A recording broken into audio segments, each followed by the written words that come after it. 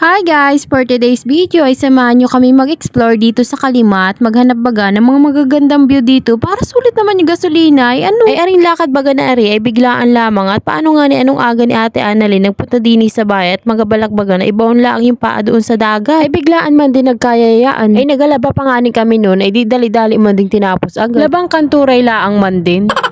Magapalamig daw nga ni at gulping init din sa Pilipinas. Eri man din mga puno-puno na eri ay mga nakikita ko lamang sa mga post-post ng FB friend ko. Akala ko nga ni ay doon ari sa may Magdalena Beach Resort. Ay hindi pala at dini pala yun. Ang ganda no, ang itsura niya baga ay para sa mga fairy tale. Ang dini wari si Tinkerbell, Charis. Tas baga may nadaanan kami nitong maliit na bundok na di umano may bahay sa gilid. Baka palitan mo na si Jessica ha, ay nakabahan ako sa iyo.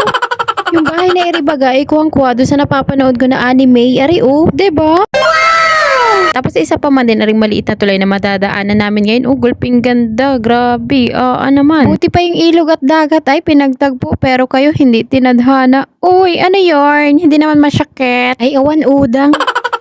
Erit nakarating na din man din kami sa ilog na pagliguan namin. Ay nagpadingas agad man din kami ng apoy at gulping gutom na bagay na makapagluto na agad. Fast forward ay tingnan nakaprepare na agad. Ay bago bagay sabi ay finger heart ay bakit yung isang kamay doon ay gayon? Eh di ulit na naman ang pagpicture. Ay bahala kayo hanggat hindi yan perfect ay walang makakakain sa atin. O ayan na, kain na tayo. Sugot!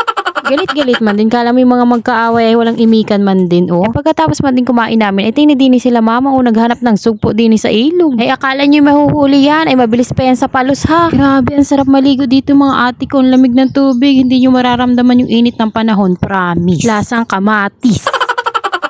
Kumalapit lang ang are dun sa amin ay araw-araw kami nandini para magpalamig.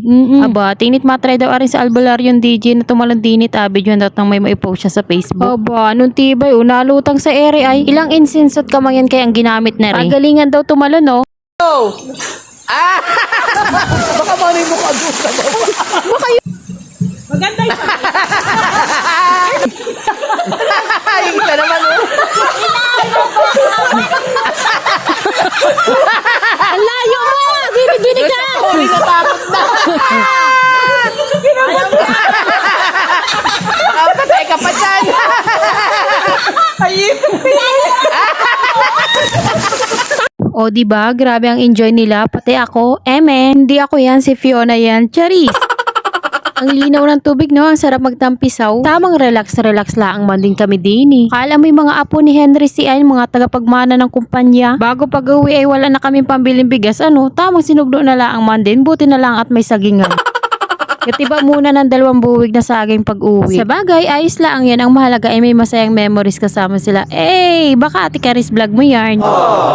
Erit pa uwi naman din kami at maghapon na kami nakababad ay mga sipuni na yung mga kasama ko ay kasama ako. Bago nang pauwi na baga kami ay tumigil kami din sa bridge na area at hindi nga rin kami nakapagpicturan kanina at gulping init. Kahit mainit pa rin ngayong pag-uwi. Sige post ka sister. Pak.